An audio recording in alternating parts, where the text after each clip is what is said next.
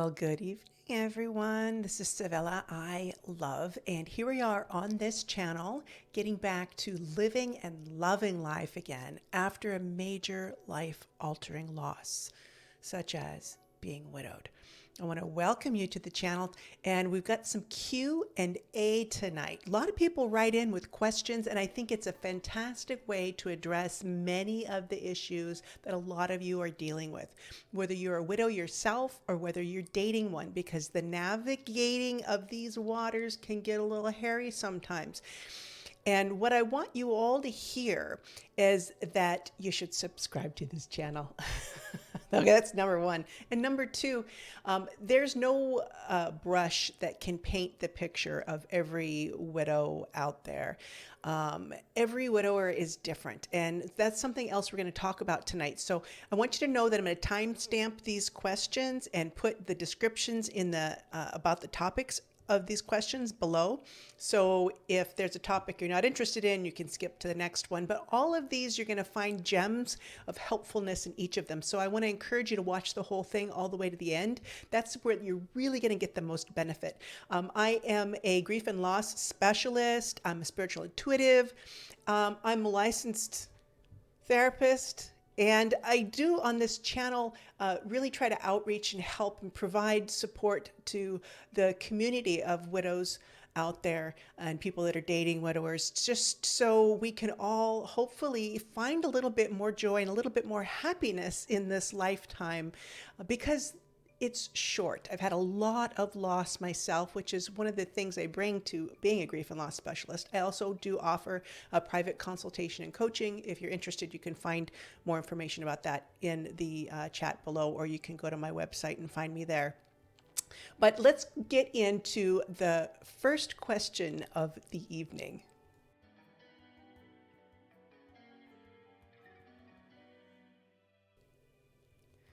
Okay, so I need my glasses for this one. For those of you over 40, you're probably understanding my pain. I had 20/20 vision until I hit about 42. I don't know if it's stress that started taking my eyeballs. So the first person that wrote in, I'm going to change this person's name for her privacy, but we're going to call her Lori. So Lori writes in and she says, I'm shocked to realize that lately there's someone I'm interested in. Now, Lori is a widow. Lori says, I find myself questioning if this is right. But when my husband passed unexpectedly, he had an illness that was taking away who he was and his ability to love life. The last few months that he was alive was already the start of the grieving process for me, although I didn't know it at the time. When he died, I couldn't imagine any other life, but lately I am starting to imagine another life. I will always love him, and he was and still is the love of my life. Everyone's grief of losing a spouse is going to be unique, and there is no one size that fits all. I'm embracing the idea that you don't replace that love, but you accept that it is transformed into a beautiful place in your heart and your mind, and that it's also possible that more love can bloom as well. I don't know yet where this is going, but I find myself thinking about this new person often throughout the day. I'm scared that if I tell anyone that I'm going to be judged. I certainly wasn't expecting to start feeling this way about someone else so soon. Yet it is happening. I also don't know if I can trust that what I'm feeling isn't still part of going through grief. What if it's a mistake? I hope it isn't. The points all match up, though, other than that I wasn't actively seeking anyone, and I do already know this person. I find myself thinking about him and smiling, and it feels good to smile again. And I think about my husband often. It's certainly a unique experience, though. If you have any further advice about a situation like mine, I would appreciate it. That's the end. So I want to thank you, Lori, for writing in and asking this question, because you're not alone, and many people on this channel are asking themselves the same question. And they are still loving their late spouse, still grieving, But they find themselves in this place of questioning, what else is there? Do I have to spend the rest of my life alone because the love of my life is gone? So I want to kind of touch on that love of my life thing. Here's the difference between love of my life and I'll never love again. Love of my life is the life that you had. Because as tragic and as sad and as heartbreaking as it is, that life that you had is over. I know that hurts. Believe me, I know. But it is also true. Now, that doesn't mean that you need to stop grieving and just get happy and, go out and find somebody else and everything's going to be okay. It's not that easy. But here you are, Lori, finding yourself thinking about someone else, finding yourself smiling again, thinking about someone else. There's a little bit of joy coming in, just a little bit. And it's scary. Is it okay? And I want to say that it is okay. But you're also asking, is this part of grief? Is this strong reaction I'm having towards this other person? Is my need to reach out to someone else or think about someone else? Is this just me masking my grief? Or is this just me having a strong reaction to something? And the answer is yeah, all of it. And it's true. Grief isn't like this bad thing. I mean, it is. It's bad that it happened. It's bad that you have to be in it. Like, bad as in, I wish it never occurred because it's painful. It's horrible. Why doesn't we have to go through this awful, awful thing? But we do. The one thing in life we are all guaranteed is that we will all die. As much as we fight every day to deny it, to put it off, to not talk about it, as much as we are born, we will pass from this earth someday. And we will all deal with death. And someone somewhere will deal with our death someday. And so all of this being true, will we allow ourselves to be victim, meaning not ever going anywhere, doing anything else again, never loving again, never finding joy again, because of this heartbreak? Now, we do need to sit in it for quite some time. But what quite some time means for one person is different for another. And here's the other thing, is it's going to come up in waves. So even if you're moving through it quickly, like compared to somebody else, meaning that you're feeling okay and you're ready to, get out and feel joy and love again. You're not locking yourself in the house all day. You're not having thoughts of not wanting to be here yourself anymore. Those things are passed by you at this point, and you're kind of going through that quickly. It doesn't mean that yours is greater or less than anybody else's. You get to decide. You, Lori, get to decide when's the right time for you. But what's important when you are grieving to recognize is that when we're in pain, we want to stop the pain as quickly as possible. And so here's the important piece for you, is that if you're honoring the pain, you're honoring the sad moments, meaning that you sit with them, you attend to them with conscious intention, not necessarily sitting in it all day long, every day, locked in the house, but when the feeling arises for you, that you acknowledge it, you feel it, you allow it to be. Because the grief is a testament of our love for the person. But when we say it's the love of our life, it was the love of the life we had up until that time. You still have life ahead of you. Your life isn't over. So when we say the love of my life, you're right. It's the love of your life up until that point. But since your life isn't over, then perhaps there's room for another love of your new life to be. It's possible. The idea that we keep in mind of one only one great love is a very earthbound concept. I was just talking with someone about this today. We take this into the spiritual realm, because this is what we talk about on this channel as well, is that if we think about it, we are all one, meaning we all come from the same creative source of the universe. We all come from the same, we're all the drops in one great creative ocean.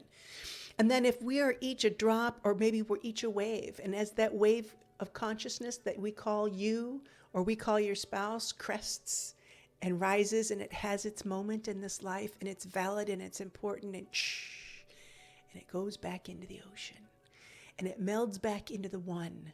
And that one is an infinite creative love. It is love beyond all understanding, beyond all comparison.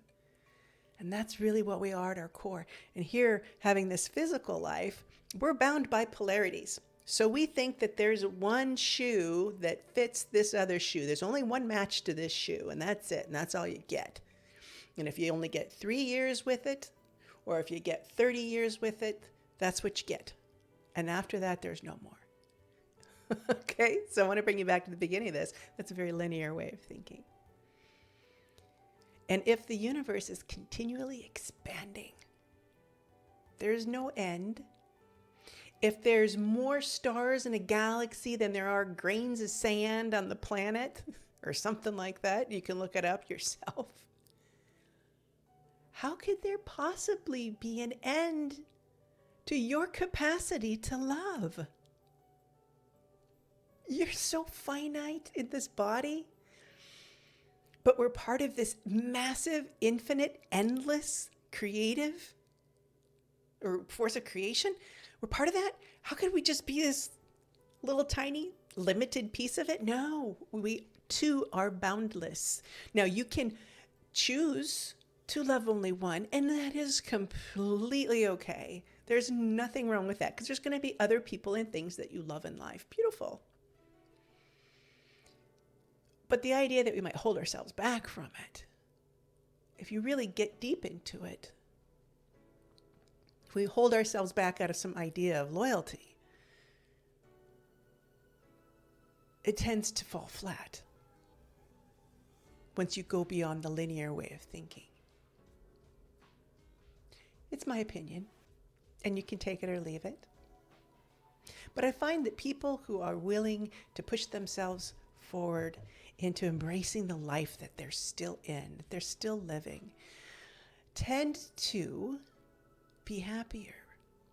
But doing it consciously and wisely is important. So if you ask yourself if you're still grieving, yes, you're still grieving.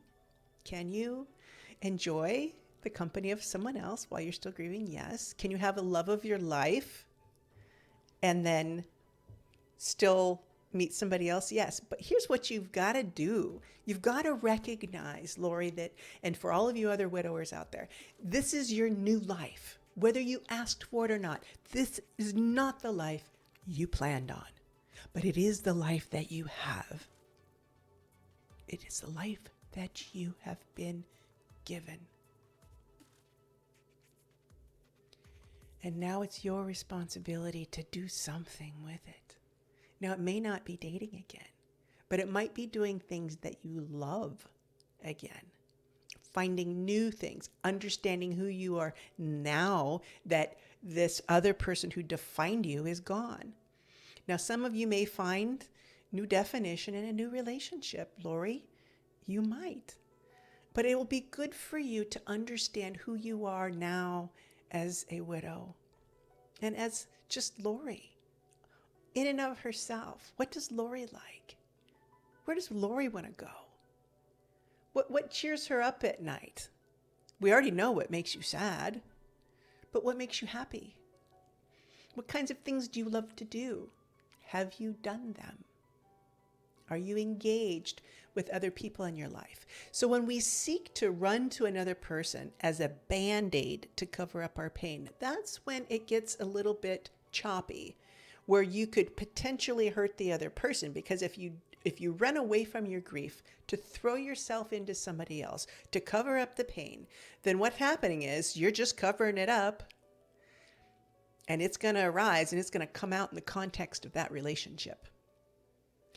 But you can grieve and be with someone else at the same time if you do it consciously and attentively with the understanding and the ownership of your new life. Owning your new life is the key to being able to engage with another person in a healthy way, even though you're still sad and heartbroken, which means you have to be able to give the new person your time, your attention, not go on and on and on about your late spouse, even though you may have spent 30 years with them and you have very few memories without them. You have to be conscious and considerate of the other person. You have to let them know that they're now the most important person in your life. And how are you going to do that? Well, that'll probably be topic for another video, and I may have talked about it in other ones. But you have to be able to own it, go into it consciously, and allow what's in front of you to be the most important thing now. You are living in the present moment. When you can do that, then you can also grieve and love and continue to move forward. That's the magic key, ownership. So Lori, I hope that helped you. And if you have any questions, you're welcome to write into me, put it in the chat below. You can go to my website at www.sevilla, SEVILLAI.love. SevillaI.love. That's my website. And you can contact me through there as well. Also, if you're interested in having a consultation with me and reaching out for some individual support. So hang on for the next one that we've got coming up.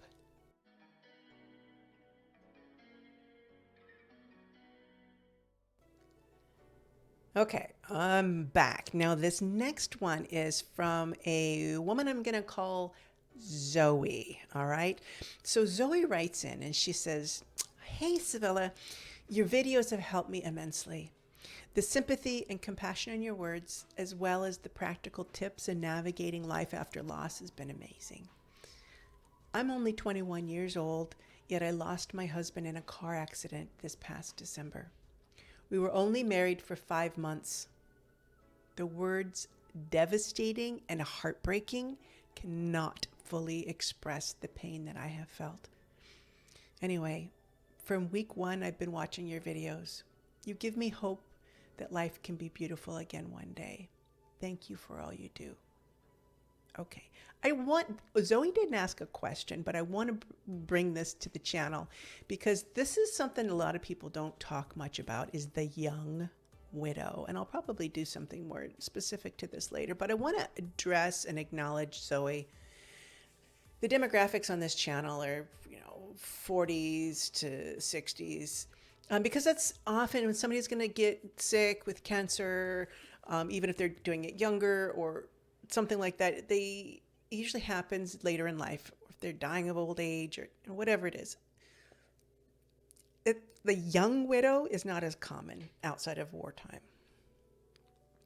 And so Zoe was widowed at the age of 21. Now, here's what's so heartbreaking about being widowed young. I don't want to say it's worse or less than somebody that's been with a person, but here's what gets lost. Is when you're young and you're widowed, you have so much exuberance, so much imagination of your future. You're so excited. You are invincible. You haven't even started thinking about death yet. My goodness, that's 1,000,000 years away. A young person feels like they're going to live forever. And so they're living in the bubble of that. And that's natural. We all did that when we were 21 years old. Most of us. And what we lose when we have a death of our spouse, of our partner, of our life mate at that young age is we lose the expected, the anticipated future.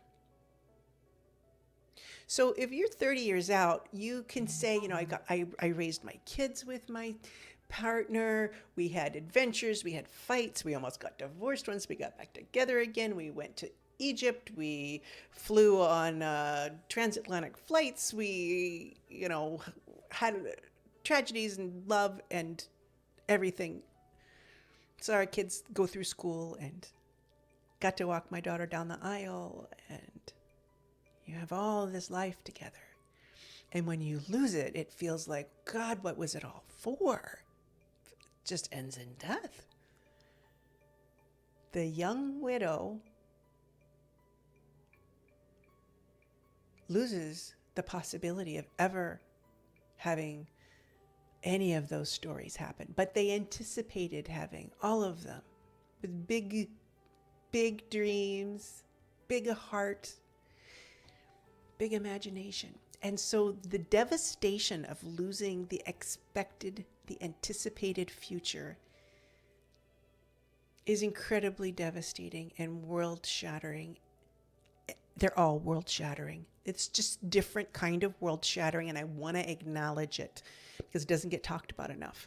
So Zoe, I want you to know, I see you. The other widows see you. Your loss matters.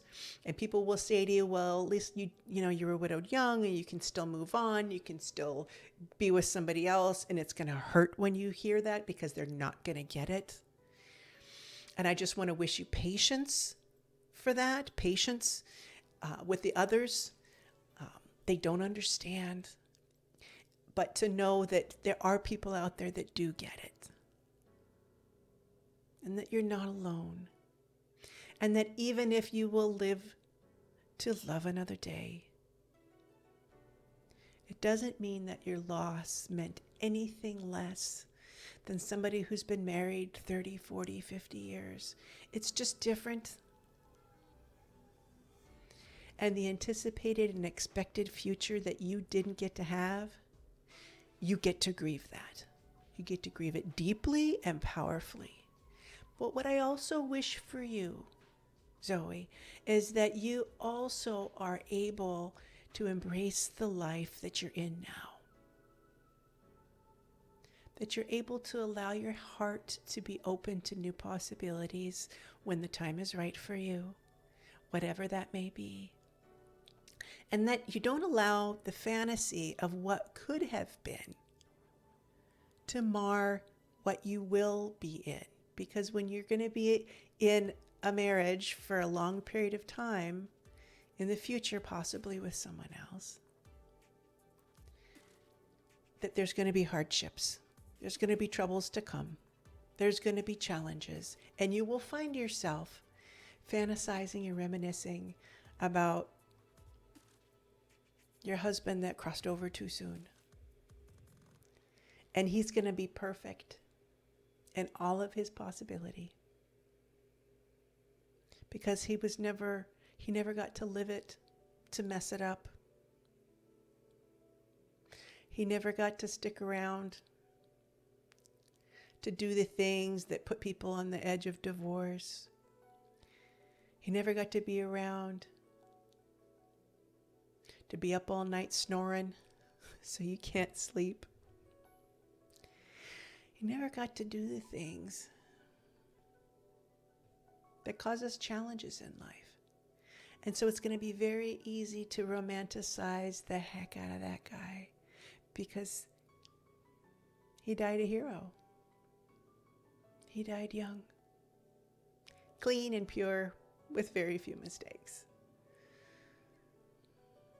And so what I want to encourage you to do is to be fully present in your life as you move forward, to really truly embrace what's before you now, and to know that if your husband had lived, he would have been imperfect too.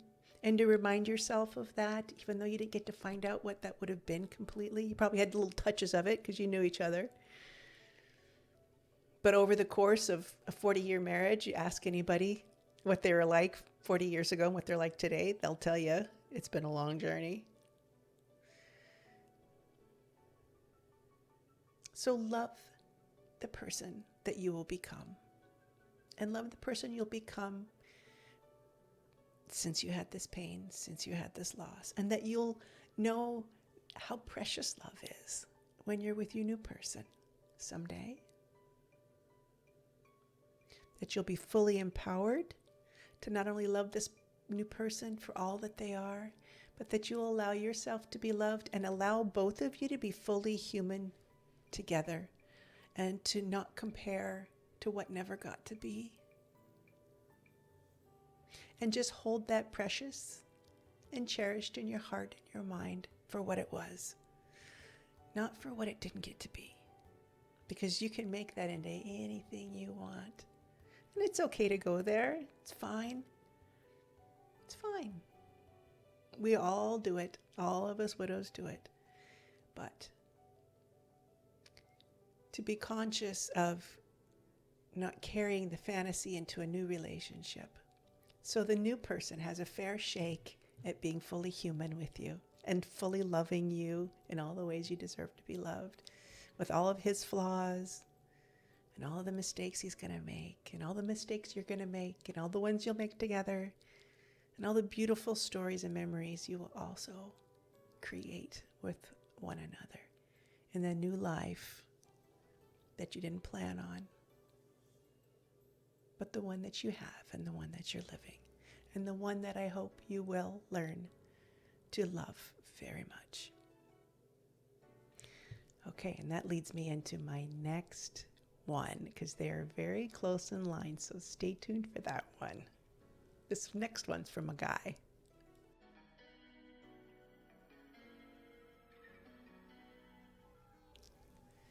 Okay, I'm back, and this next one is also about young love lost, but it's from the person that's dating the widow. Alrighty, so this one's from someone I'm going to call Alan.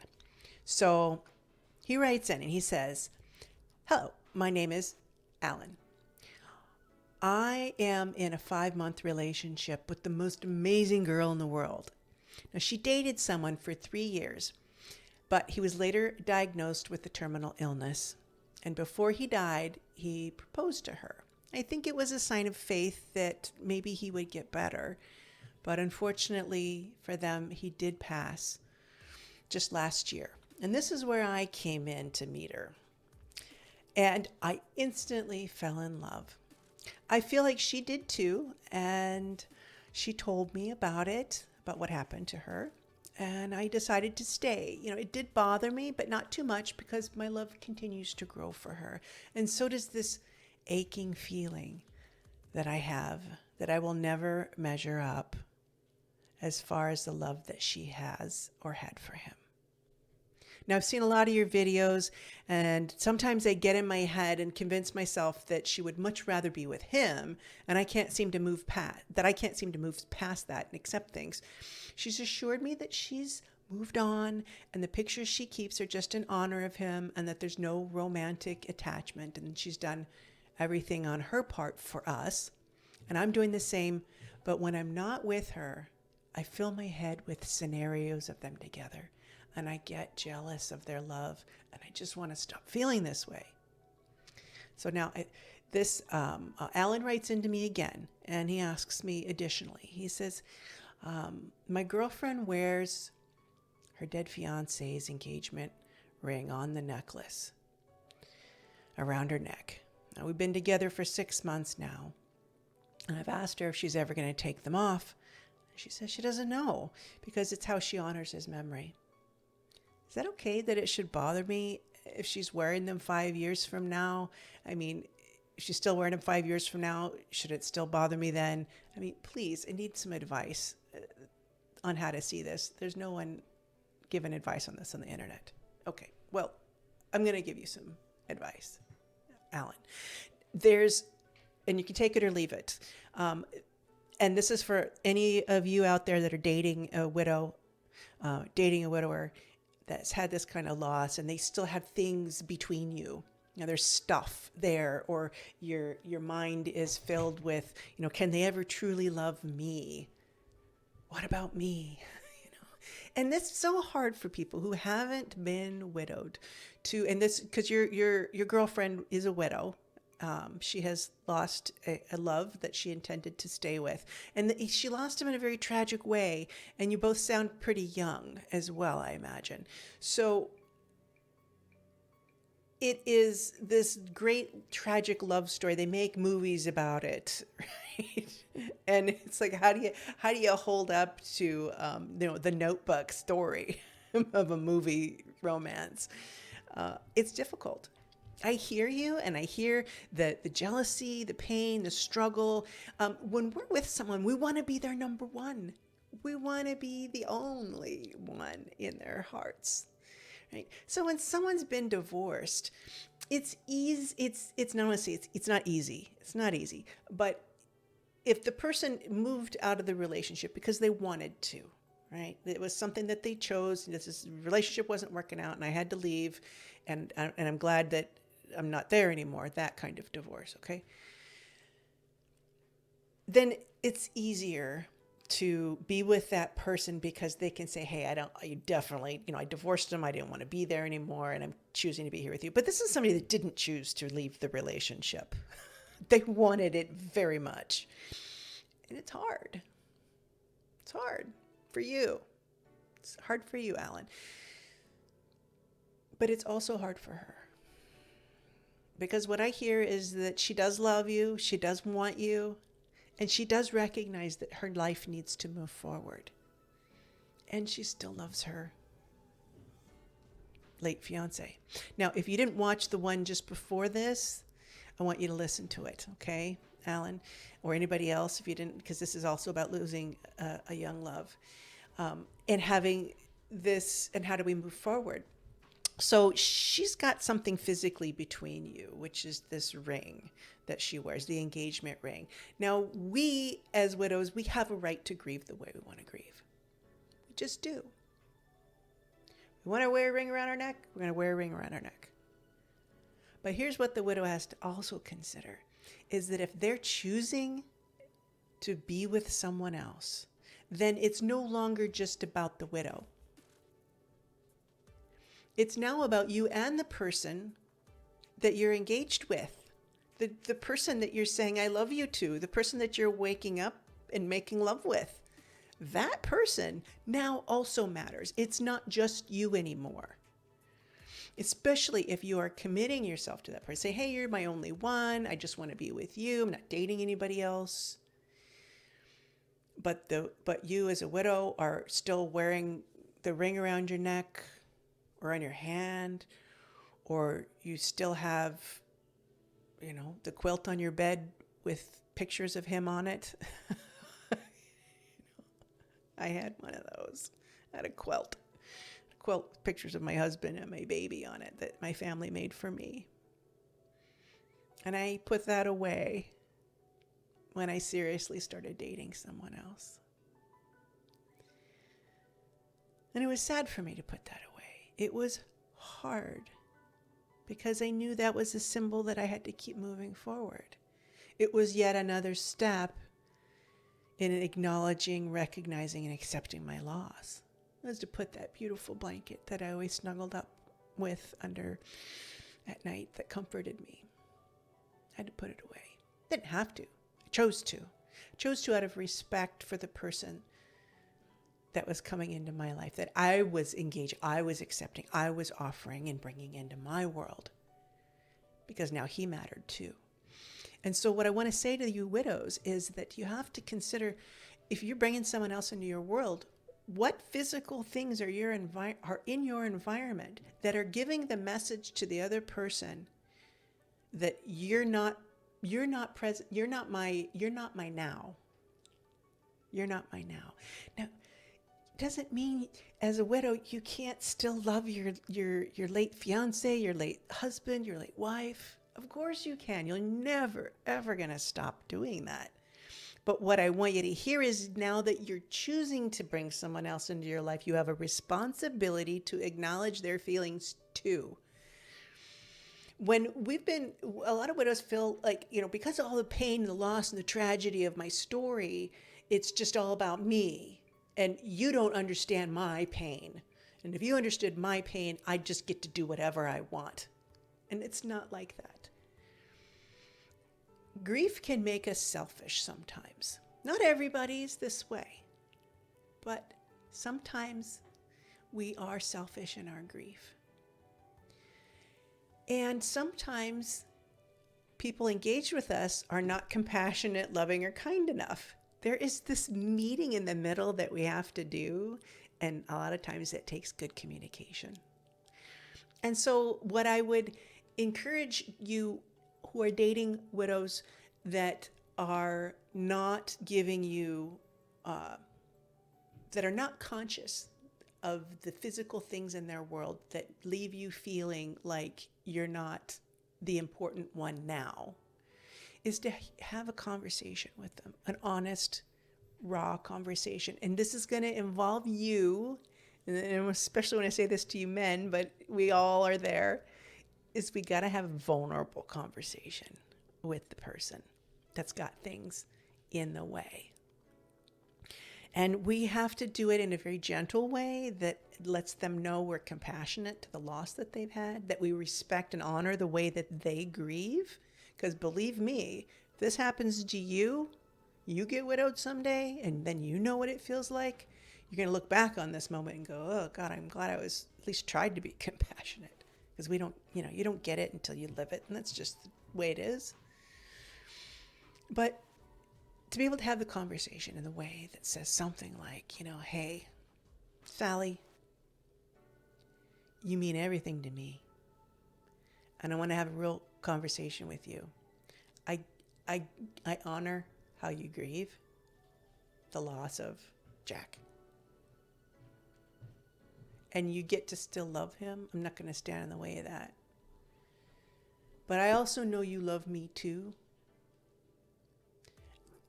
And I want and need to know that I am your story now.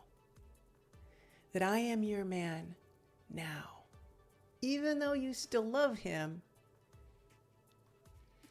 the way I feel loved is to know that there isn't something physically between us. You wear his engagement ring around your neck. And you have a right to do that. But I also have a right to bring it up to you. To ask if you might consider doing something different to honor that ring that he gave you. That isn't between me, you, and your new life that you're living right now. And to just keep it short and sweet. Okay, that's just an example, and so you have to say that, but something to the effect of having the conversation with the person you're dating that helps them to understand that the picture by the bed of the late wife while you're sleeping with your boyfriend is not erotic. That trying to find a place for your toothbrush when hers is still in the cup is not inviting. That being offered to wear his old clothes or her old sweater is not comforting. Because they're all remnants of what was, and your loved one now wants to know that they're the present one in your life. And as a widow, you've got to make that effort to help them to feel that and know that so they can accept your past. Now, here's the other thing, Alan. We bring ourselves to the relationship. So this isn't all about her being a widow, and this isn't all about her not making space for you. This also has to do with you feeling like you're in competition with the dead guy. And you're not in competition. And that is the number one thing I would recommend you spend some time with working on, because he's not here. He is literally not here, and he is not coming back. And so if I were to have a conversation with her, I would say something along the lines to her that I said in the previous section of this, where I was speaking to a young widow. I hope that, you both, or somebody, either one of you in either type of those shoes would go and listen to that. Because it's a poignant thing to consciously come into your new life and take full ownership of it. So if you're going to both do that together, you're going to have the conversation about that, not just reassuring each other with words, because words only go so far. You got to take action. When I started dating my new guy, I put my blanket away. It was very painful for me to do that, but I did it because I wanted to start something. I wanted this new chapter in my life to work. And and he would come over. He would come stay. He lived in another town. He would fly up to see me, on the weekends. And I went and bought him some T-shirts, and I put him in a drawer so he had clean T-shirts when he came over, to invite him into my world, to let him know that he mattered now. I didn't offer my late husband's old clothes to him. I bought him new shirts and nicely folded them and made him a drawer so he had a place to put his stuff when he came over. I'm still with him today. So please hear that you are all capable of having new and joyous love, and that if you can embrace it, have the conversations, the honest, vulnerable conversations, that these things can work.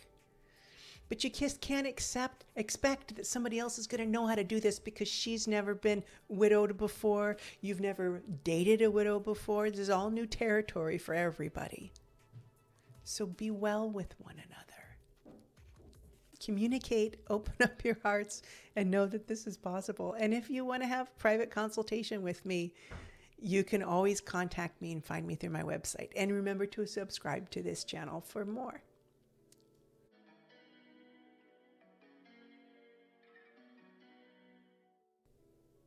Okay, so here's the next one.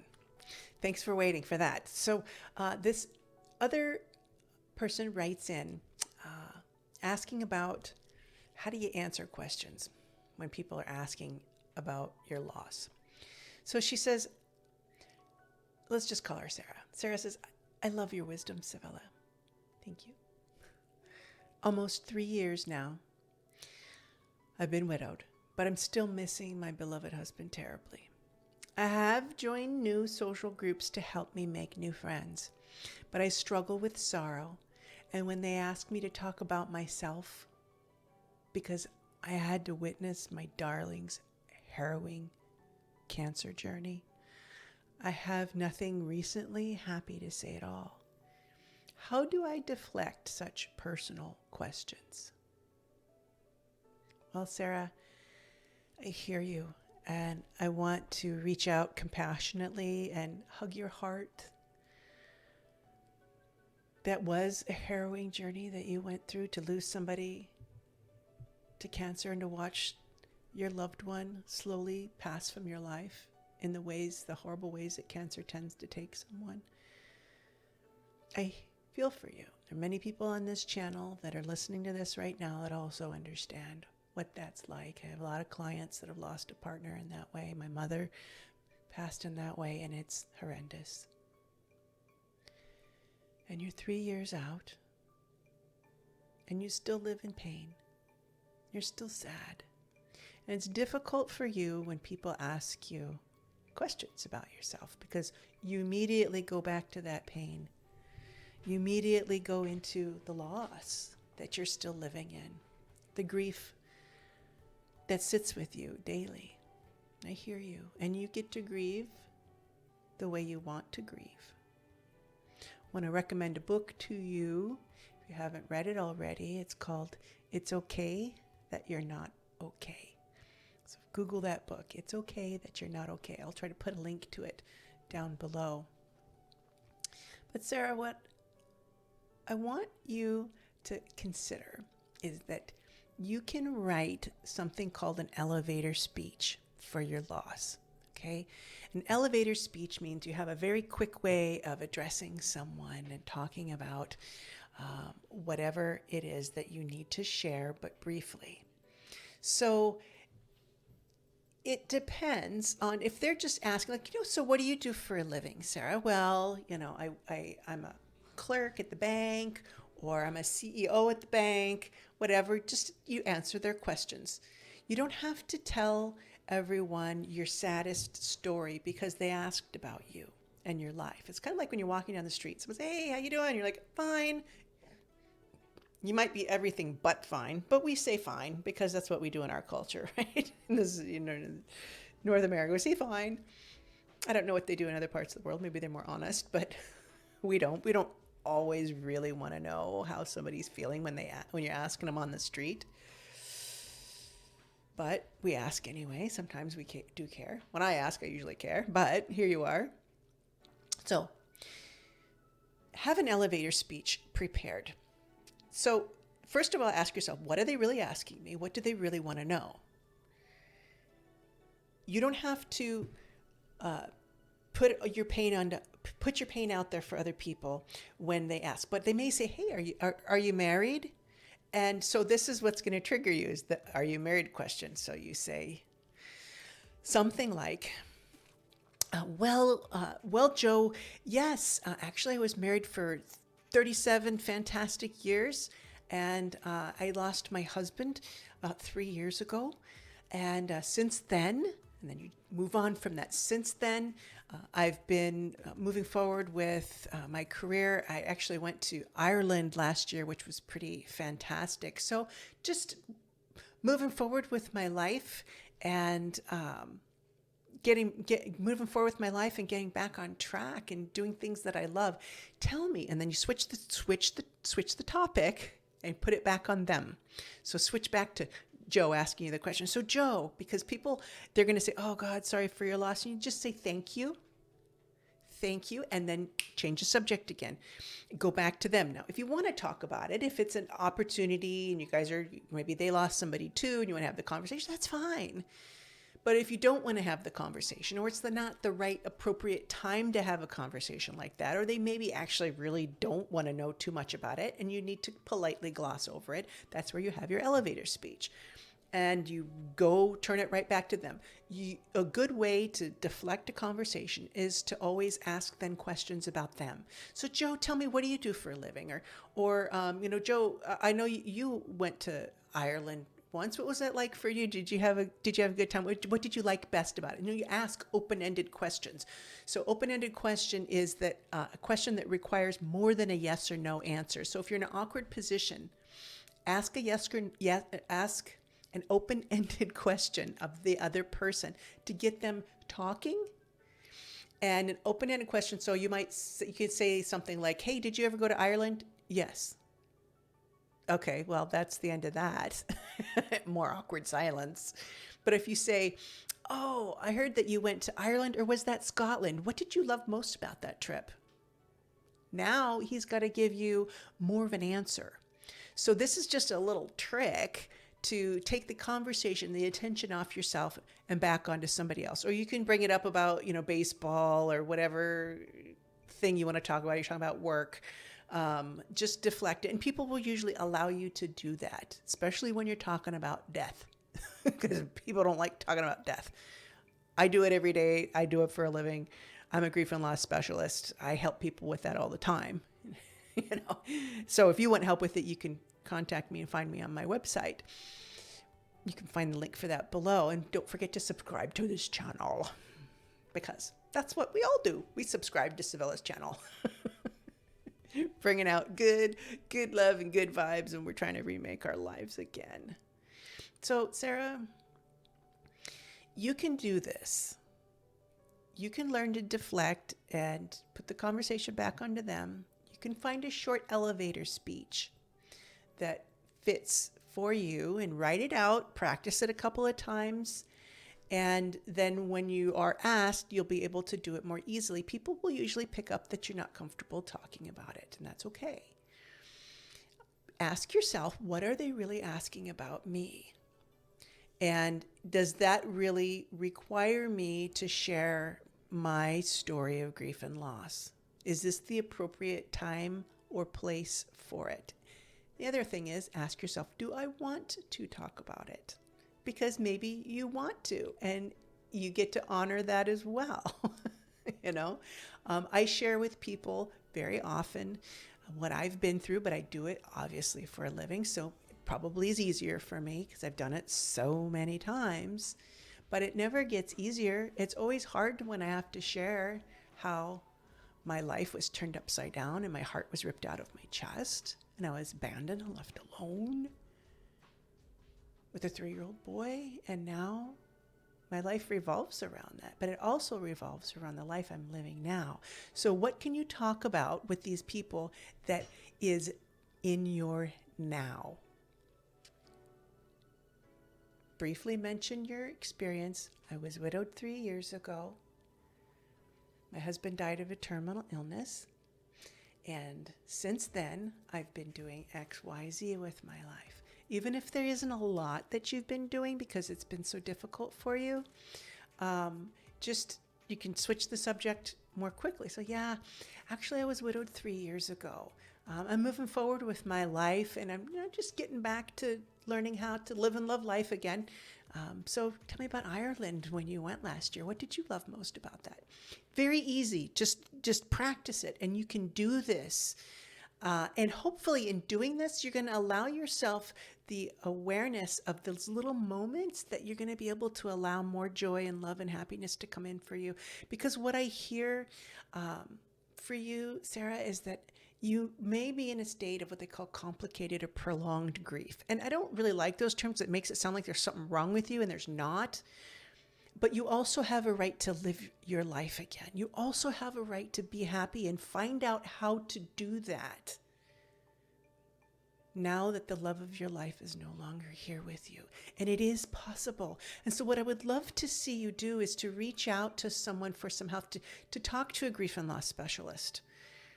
Somebody in your area. If you have insurance, you can do that through your insurance policy with a good counselor. Make sure you look for someone that is a grief and loss specialist, not just everybody's like, everybody deals with grief. Not everybody deals with grief, even if they say they do. So investigate the person first, because we're all grieving something. I'm on a diet and I'm grieving the loss of chocolate cake. Okay. We're all grieving something. So every counselor deals with grief, but getting a grief and loss specialist is different. So I really encourage you to look for that. Go to websites where you can get more help. Go to Soaring Spirits International, and that's soaringspirits.org. Soaringspirits.org. I'll put a link for that below. Go online and get support from other people. Start to read books that are going to help you to move, continue to move forward and grow around this loss. Sarah, you get to be happy again. I know your heart was broken. I know it was ripped out by a Mack truck and dragged down the street, and it's still getting dragged. And if you'd like that, to stop and to lessen the times that the drag is going on, allow yourself to get some really good, competent support, because you deserve that. You're still here. Happiness can be yours again. So when you have those conversations, it's not going to be as painful or as hard or as difficult, because you'll have more space around that painful, horrible event in your life. And you'll be able to have some flowers that are going to pop up and grow here and there, and you'll be able to enjoy them a little bit more and more all the time. I wish this for you, and I encourage you to consider getting a little bit more support so you can get what you deserve out of this life that you're still living. So thank you for your time and attention. If you haven't subscribed to my channel yet, please do so. Like and comment below. Let me know your thoughts, your feelings. And if you have any questions, feel free to write in. And if you'd like to know more about me, you can find me on my website at Sevilla, SEVILLAI.love. Good night.